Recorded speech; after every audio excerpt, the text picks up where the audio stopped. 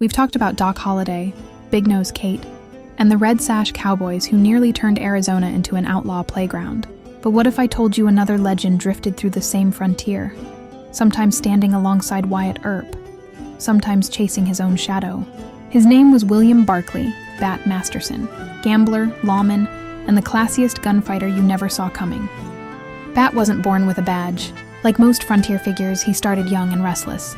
By his 20s, he'd already fought in the Battle of Adobe Walls, defending buffalo hunters from a massive native assault. That fight earned him something rare on the frontier: respect.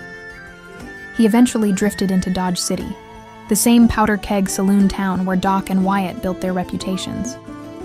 And that's where Bat joined the stacked deck.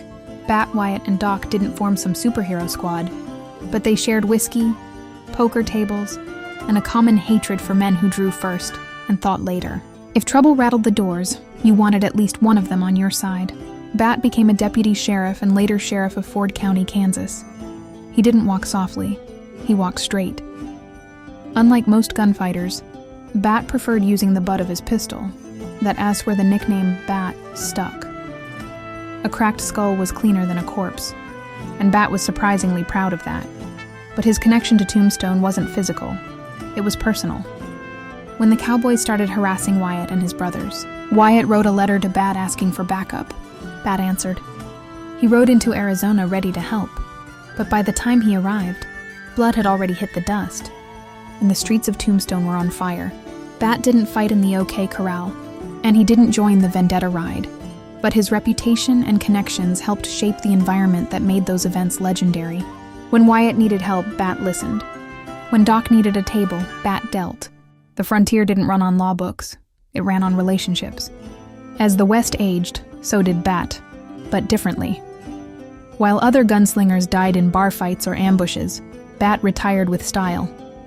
He moved to New York City, wore sharp suits, played cards in luxury, and eventually became a sports writer. Imagine one of the most famous gunfighters of the Wild West critiquing a boxer's footwork between cigars. That's Bat.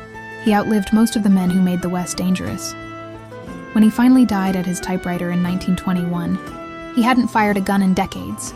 No bullets, no boot hill, just ink and a quiet grin. Bat Masterson wasn't the fastest, the deadliest, or the most dramatic, but he was one of the few who survived the frontier with his honor intact and his boots on. If you like this content, don't forget to like, share, and subscribe. Smart history for dumb times. And if you'd like to buy me a coffee, click the link in my bio.